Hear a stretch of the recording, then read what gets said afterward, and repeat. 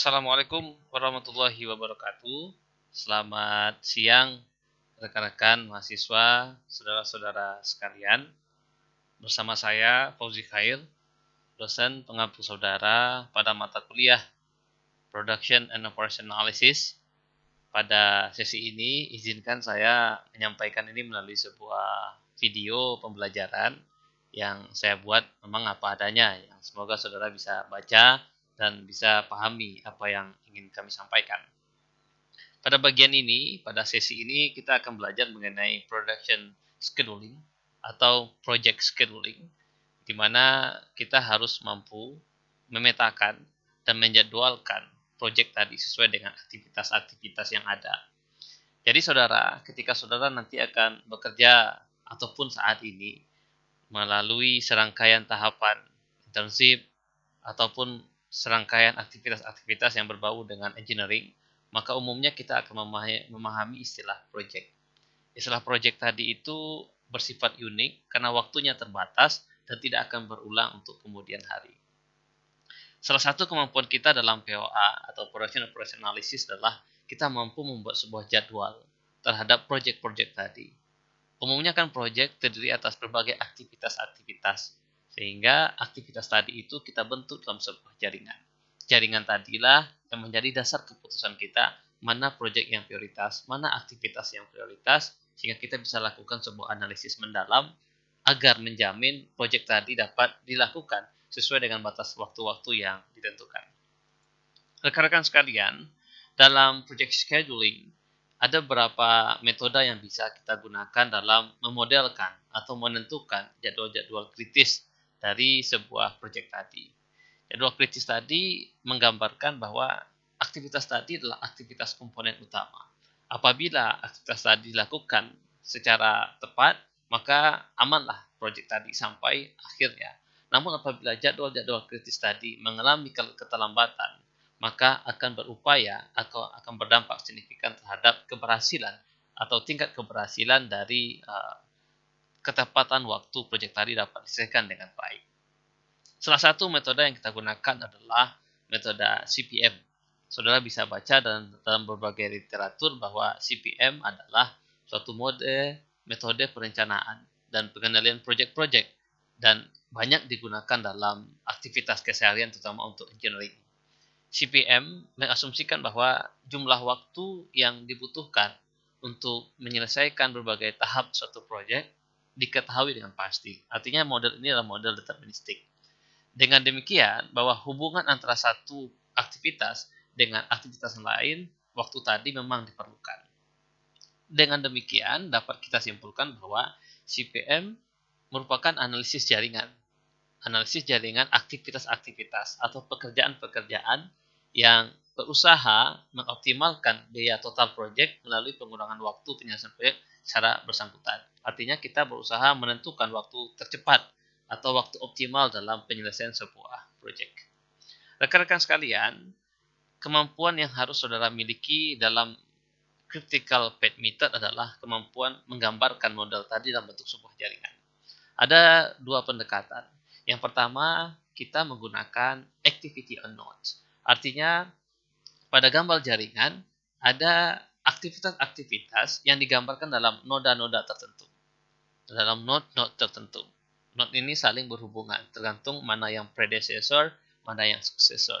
Predecessor berarti aktivitas yang mendahului sebuah aktivitas, successor berarti aktivitas sesudah aktivitas tadi dapat dikerjakan. Kemudian ada activity on a row. Activity on a row berarti pada aktivitas itu digambarkan pada garis panah. Jadi setiap panah menggambarkan garis-garis tadi. Kita bahas mengenai sebuah contoh project untuk scheduling project menggunakan critical path method. Pertama kita harus punya tugas atau task. Kemudian kita harus mengetahui jumlah waktu yang dibutuhkan dan kita juga harus mengetahui aktivitas yang mendahului sebuah aktivitas tadi. Misalkan A adalah perform market survey. Jadi dia membuat sebuah market survey terlebih dahulu. Aktivitas B mendesain sebuah icon grafik dari proyek tadi.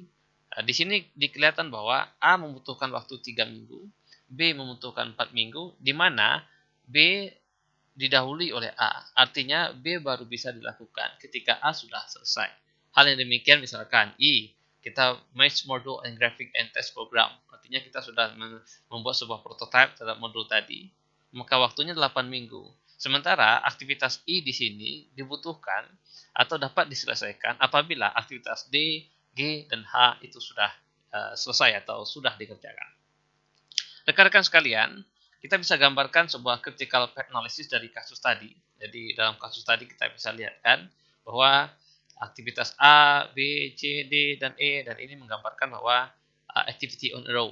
Artinya semua aktivitas digambarkan pada garis panah.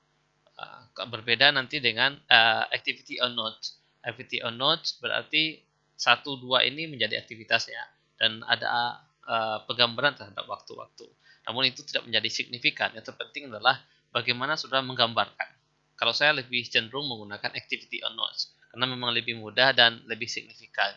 Kalau kesulitan menggunakan activity on a row, pertama memang kita bisa mudah menentukan hubungan antara masing aktivitas, namun ada kalanya ada aktivitas dummy kalau kita menggunakan activity on a row, dan itu mungkin cukup akan membingungkan saudara.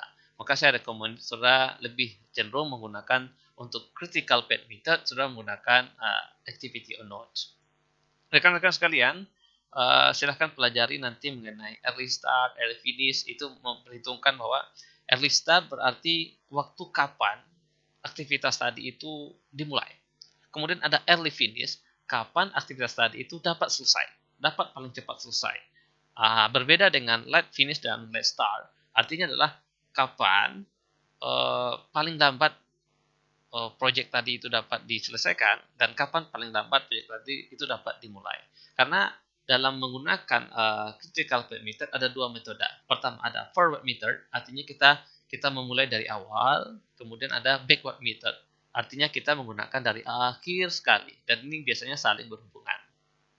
Terutama di sini digunakan apabila, perlu disampaikan di sini, apabila nilai slack-nya tadi 0, maka itulah aktivitas kritis. Namun bisa ditandai bahwa jadwal kritis itu adalah jadwal di mana early start, early finish, late start, dan late finish itu nilainya sama. Oke, makanya itu yang disebut dengan jadwal kritis. Misalkan di sini ada angka B 3, 7, 7, dan 11 mempunyai slack 4.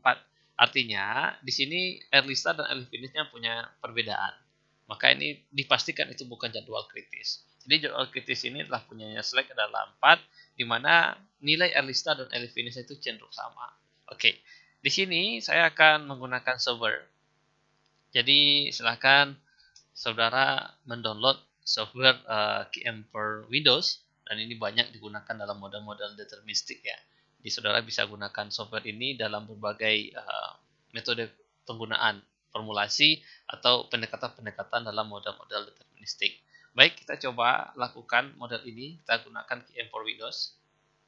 Pertama, kita ambil softwarenya. Pastikan saudara sudah mendownload aktivitas software ini dan saudara bisa gunakan.